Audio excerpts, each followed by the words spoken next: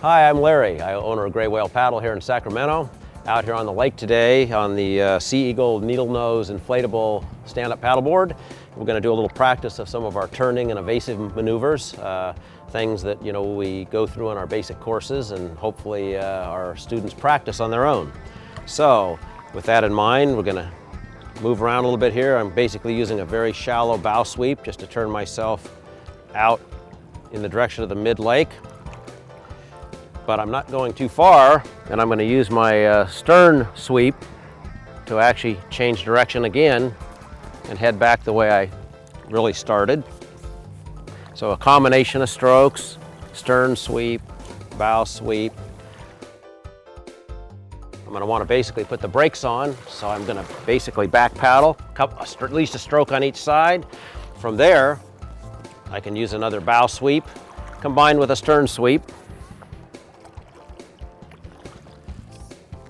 to head back out in a safe, comfortable direction. Reminding myself to keep my paddle stroke vertical when I'm going straight, out to the side when I want to turn. Always good to practice these, just when you're out paddling casually. Spend a little time moving around obstacles, changing course direction. All these things keep you proficient and get you more proficient on the water. Always good to spend a little time doing what I call the wiggle drill. You can actually generally get your feet in the water. The board's not going to go over that easily.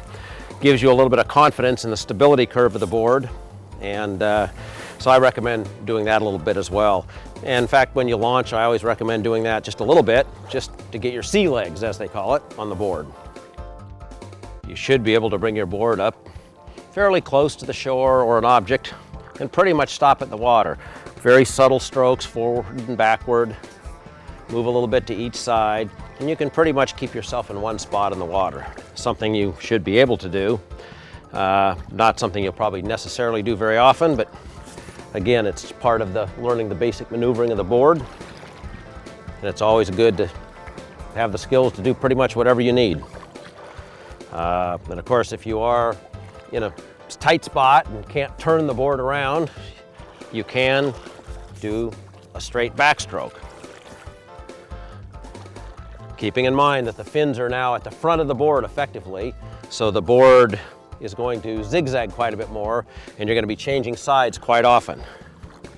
So, and don't get in the habit ever of crossing over. You're always going to change hands, slide this hand up to move to the other side, even if you have to do it repeatedly, and it's a good idea to practice that transition as well. If you find this information valuable and enjoyed this video, click up here, join our YouTube channel, and get a lot more good info.